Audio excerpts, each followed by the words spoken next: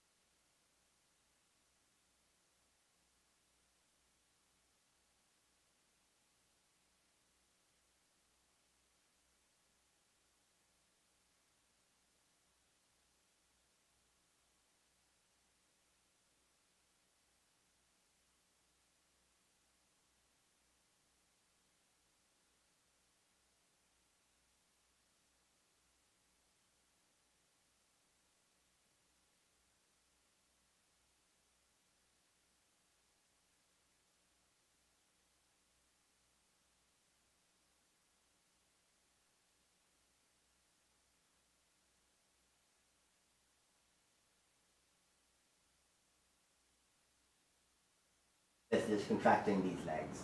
And so the key point is that this object is just is the same object I showed you a couple of slides ago. It's the quantum channel.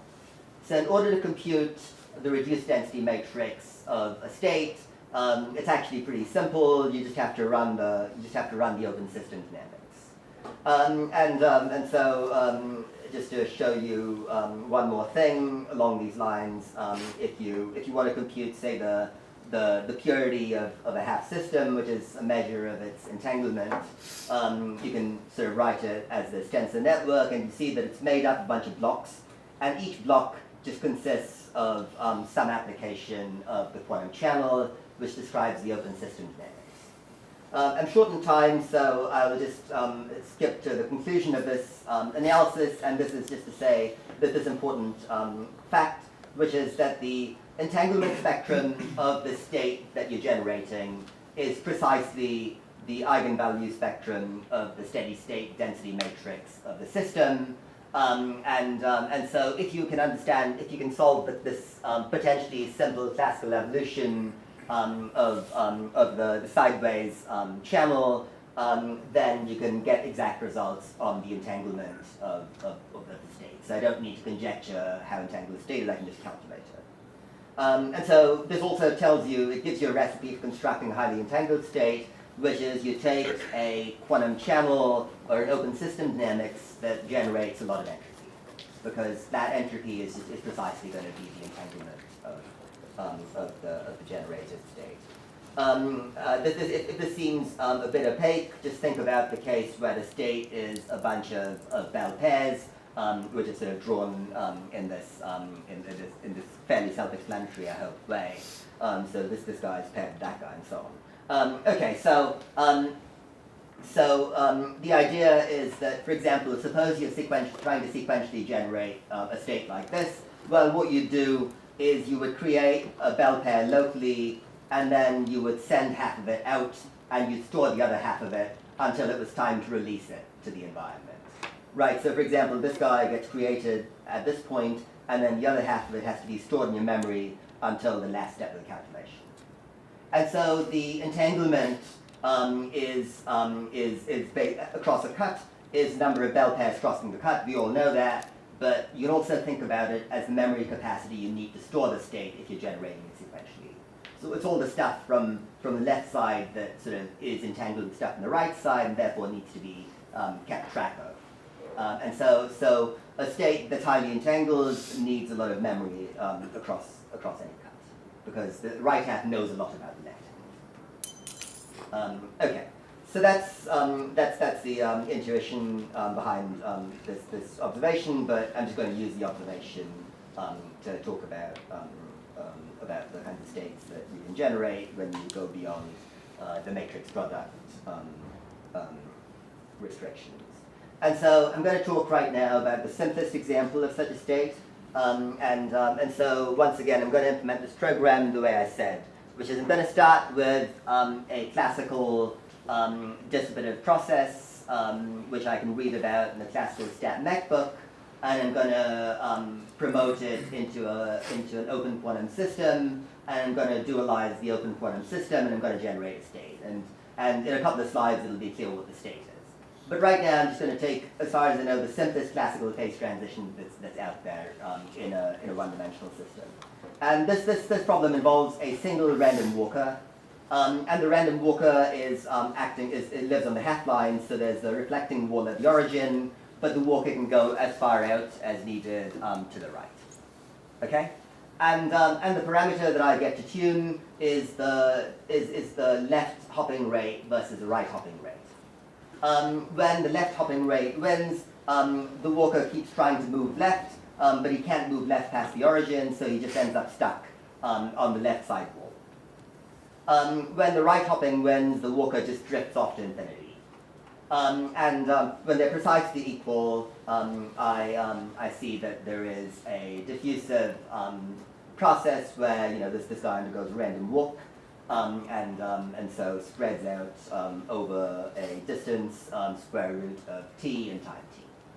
So that's my open system, and it should be a fairly intuitive open system to think about. And so now I'm going to turn this crank.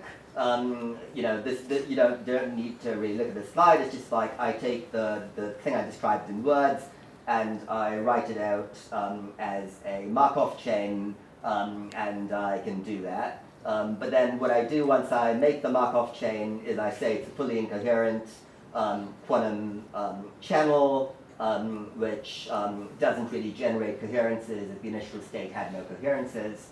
And so this I can then write. I can then do the standard thing where I perform a dilation of the quantum channel, and this is fairly intuitive, so I'll just go through it. So Alice's Hilbert space has one particle in it, and it could be in any one of n sites. Yeah. Maybe can you just say why this is an open system? This is an open system because it's a classical stochastic process, right? Okay. So it's just this formal. Okay. Yeah. So it's just the fact that you have a classical stochastic process. That's an open system because it couldn't exist. It's not a closed. It's not a Hamiltonian evolution. Okay. And so it's open, and so you can convert it into an open quantum system, and then you can convert the open quantum system into a unitary that acts on both Alice and Bob. And this unitary is quite simple. So Alice has got this one-dimensional chain, and so basically what happens is that Bob comes in with a state 0, and then Alice, if Alice's system moves one step left, then Bob gets a +1 out. If Alice's system moves one step right, then Bob gets a -1, and if Alice doesn't do anything, then nothing happens. Then you get a 0. So the basic point of this is that if you think about the wave function of the full universe, it's a sum over all possible histories of Alice and Bob, but it's a sum over states that look like this. So Alice's end state is associated with every history of the walk that had that starting point, that end. So you get a superposition of every walk with the same endpoints.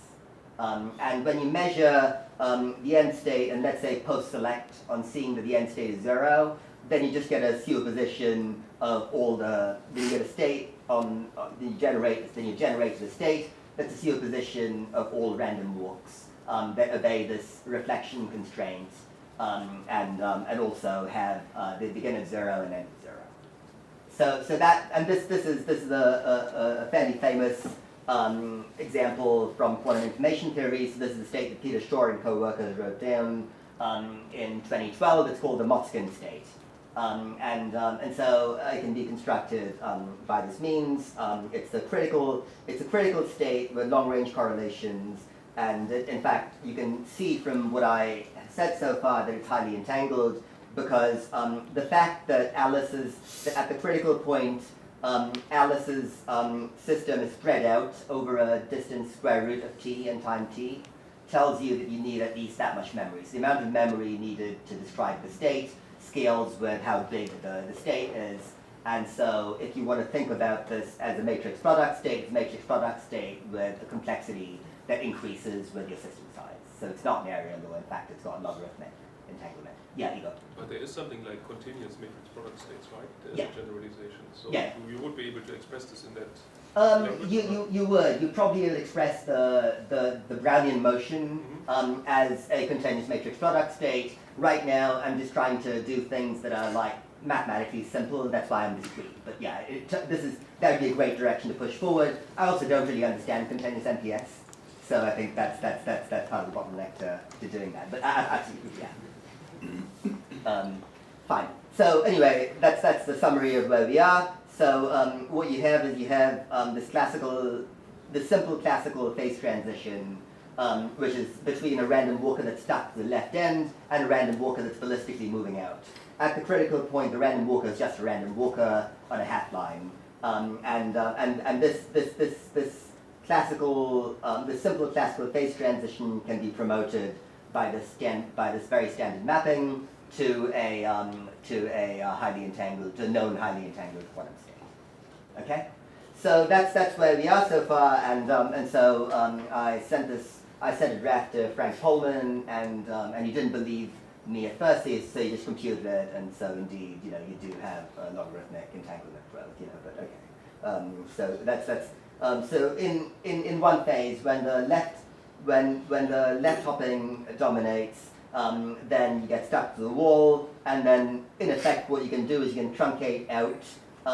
You don't need all this stuff, so you can truncate out all those parts of the random walk, and so that truncation is only. It's got exponentially small errors, so you can represent the state exactly as a finite bond dimension MPS. But at the critical point, you can't do that, and so it's not conventionally an MPS, and so it's something else. Okay? Anyways, that gives you logarithmic entanglement, which is what's standard in one-dimensional critical points. But okay, you might say that's not a big deal because a matrix product state's still a pretty good way to talk about logarithmic entanglement. And so now I'm going to briefly talk about what happens when you go beyond, about a method that allows you to go beyond that. And so what I'm going to talk about is a way of constructing what's called a spin 2 Motzkin state, which has entanglement that scales the square root of the subsystem size. And it's going to be a very simple generalization of what I already told you. I'm still going to talk about a random walker on a half line, but now the random walker is like a snail. So as he moves out, he deposits each point a 1 or a 2, okay? And as he moves to the left, he erases whatever he deposited previously. So it's like it's a self-retracing walker, but he sort of has this, but he creates this trail. Why is this trail important? Basically because I told you the entanglement of the state that's generated scales as the entropy of the subsystem that Alice has. And so previously I had a random walker and a half line, and the entropy was just log n, because I just needed to specify one number, and in order to specify number n, I need log n bits. But now I need to specify not just a number, but an entire history. And so the number of possible histories now is exponential, and therefore the bond dimension, if I tried to write this as an MPS, would scale exponentially. So in this sense, I can generate a state so this process, this distributive process, when I convert it into a state by turning this crank that I told you about, generates a state that has entropy that scales the square root L. Now, let me say something, and so, okay, this works exactly the way the previous example worked. I need now Alice needs to have a system with a few more symbols to represent the 1s and 2s as they're stored. And I can write down the dynamics in it, I don't want to spend too much time on it because it's all kind of pretty intuitive. But basically, what happens is that I have this special character. I have the special character that marks where the head of the tape is, and then to the right of the special character, I only have zeros. To the left of this character, I have the memory that's being stored by the tape. And so if the tape has gone out to distance L, the entropy of the state, of Alice's state, is square root of L. Sorry, the entropy is L, but at the critical point, I've only moved out a distance square root of T, so the entropy is square root of L. So this is also a much simpler way of proving the entanglement structure of these Motzkin states than the original literature had. Now you might say, well, how did I actually do this in a local way in an experiment? And the basic protocol for that is you can imagine something like this. You have a system, and beneath the system you have, let's say, a waveguide, and there are sort of photons continually coming in from the left on the waveguide, and these photons interact when they see this E particle, and then they keep moving, and then they collect on the other side. So it's like, you're continually sending in a stream of photons and collecting on the other side, and when you collect them, their internal states, their polarization is entangled with the state of the system. So that's where you actually implement this in a way that respects the locality. And the crucial point is that you can create the state in a time that scales as L to the 3 halves. Why is that? Well, I want to create L qubits, so I certainly need to run out, I need to run the dynamics out to timescale L, right? But then at that time L, I don't know what the post-selection, I don't know what the measurement outcome analysis system is going to be, and so if I post-select on seeing an empty memory analysis system, then the probability of successfully post-selecting on that scales as 1 over square root of L, and so that's where the additional factor of square root of L comes from. Now the key thing about this result is that this is much faster. So adiabatic state preparation is, I believe, it can rigorously be bounded as no faster than L squared, and it's probably something like L cubed for the Motzkin state. It's not known exactly, but there's a, and so we beat this rigorous bounded state preparation. So this way of doing things is much more time efficient than the conventional than adiabatic state preparation would be, and then any other known method of preparing the state would be. Okay, and so let me just close by saying, so the Motzkin state is a very simple example of a much more general family of states you can create when you realize that the simple structure that I showed you, where you have a memory that's stored in a tape, and then at each step you can either move the tape out or you can move it back in and erase the last symbol. That's well known in theoretical computer science as a push-down automaton, and so a lot of results on push-down automata can be ported over immediately to quantum systems, and this allows you to sort of systematize the construction of a large family of highly entangled states. Some of these states are the ground states of local Hamiltonians, and some of them, at least we have strong reasons to believe, are not. So you get new things that aren't, you get new highly entangled states that aren't known to be ground states of anything. And so that's basically where I want to conclude. So you can take this protocol and you can extend it to create a bunch of other types of highly entangled but highly structured states. And so there's a much more general relationship between distributive phase transitions in classical quantum systems and phase transitions in ensembles of states. As you tune some parameter in the classical, if you tune some parameter in the open system, you drive a phase transition in the radiation coming out of that system. And so this is sort of a thing that there's a large family of extensions one could consider, and we are just beginning to work on that. And as Igor asked earlier, a very natural question is to say, what are the continuous time variants these objects? Not matrix product states to something else, and we don't quite know that yet. But that's a very interesting question to think about. And I mean, okay, the reason I'm giving this talk here is that it'd be very interesting to say, instead of doing what I was doing here, which is I wanted exact results. So I took some simple problem that I knew how to analyze, and I reverse engineered a state out of it. But one could instead say, okay, I have many atoms inside a cavity undergoing a superradiant phase transition or something like that, and I can just turn this crank, I can dualize it, and I can ask, well, if I just look at all the photons coming out, if I was somehow able to collect them with perfect fidelity, what would that state look like, and what would its character do across this phase transition? Again, I guess a very realistic question is what happens if you collect these qubits imperfectly, and you accidentally trace out a few of them, then you get a mixed state, but it should still retain some signatures of these high entanglement structures. Okay, that's it. So let me stop here. Thank you for your time.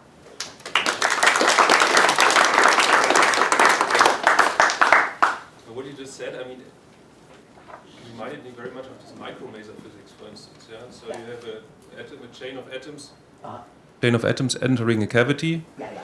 And then, let's say the atoms are excited with a certain probability, and then they can deposit a quantum of light in the cavity, or not, right? Yeah. And this is exactly your random walk somehow that takes place inside the cavity, so which you can also model like this. Yeah. So are you? We have been working a lot on this, for the past 10 years, and just trying to understand, so to say, this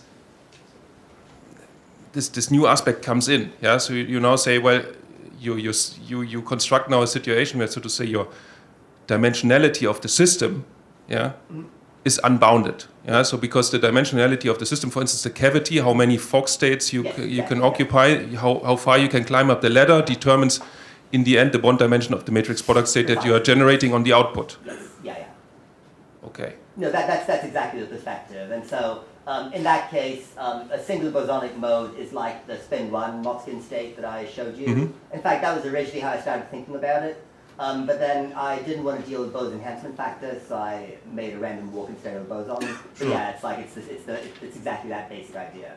But then now you can ask the same question for a cavity with multiple modes, where you can choose each time you go in and choose where to deposit the quantum, and then now you get a state that's got a different entanglement structure. Okay.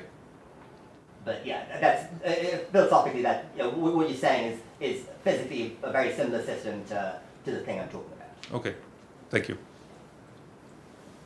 Yeah, I guess. Sure. Can I ask?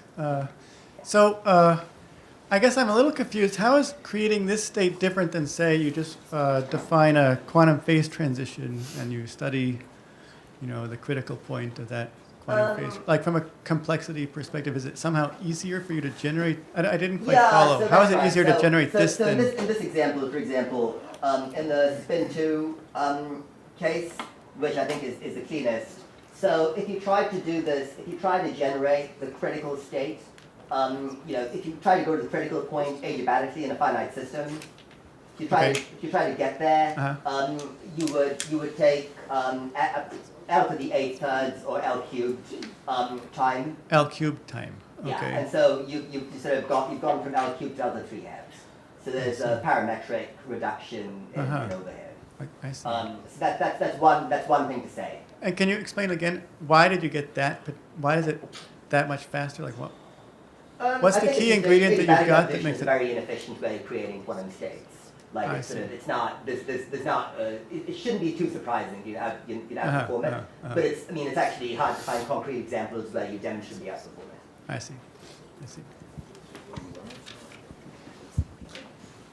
So I have to ask a very stupid question. So this makes a lot of sense if one keeps in mind the opposite process, namely kind of finding entanglement entropy.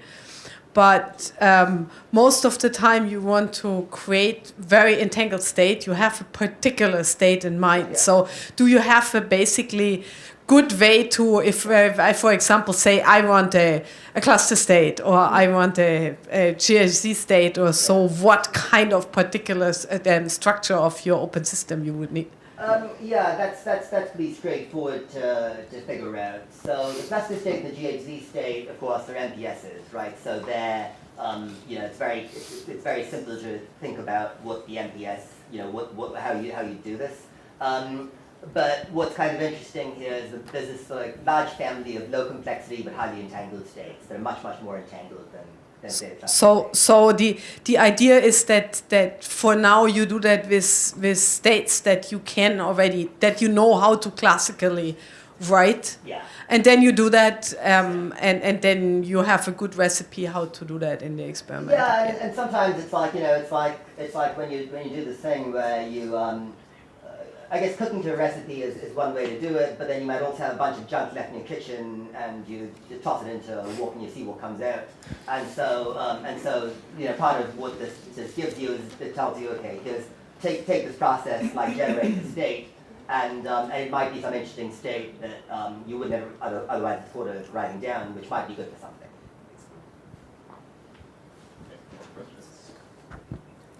So maybe I can ask one. How is this? Are you thinking mostly about photonic systems that are output? Because you kind of have to have this open system structure where you carry away the information from Bob. Or That's right. You've got to carry the information out somehow, and so you can either do it using. So in photonic systems, it's extremely natural, but you just need some kind of conveyor belt structure where you have atoms that are moving through somehow. and they interact with the central system. They go out, and then so I guess it's not completely clear to me. Like, I mean, you wouldn't want to do this with superconducting qubits, for example, but with neutral atoms, like so, Jeff Thompson, for example, has a lab where like his system as a sort of self-replenishing conveyor belt. So in that kind of cold atom system, it would not be crazy to think about the same physics. Okay, cool. Yeah. More questions? So I think we're also at the end of our time. So let's thank the speaker again. And so do the. I think I've turned this.